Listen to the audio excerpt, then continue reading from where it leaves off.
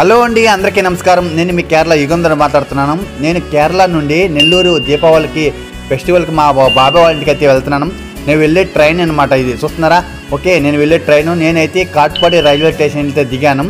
ఇక్కడ Katpadi railway station నుంచి నెల్లూరుకి ఇంకో ట్రైన్ ఎక్కాలండి. సో నేను వెళ్ళే ట్రైన్ అనమాట. ఆల్మోస్ట్ అయితే నేను నెల్లూరు అయితే రీచ్ అయిపోయాను. చూస్తున్నారా? నెల్లూరు అయితే రీచ్ అయ్యాను.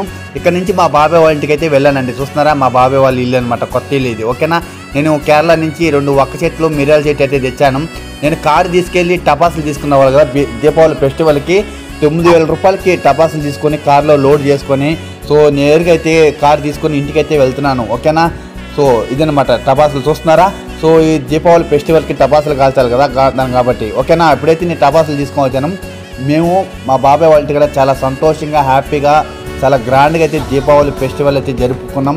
ఈ వీడియో చూస్తున్న ప్రతి ఒక్కరికి దీపావళి శుభాకాంక్షలు తెలుపుకుంటున్నానండి. ఓకే.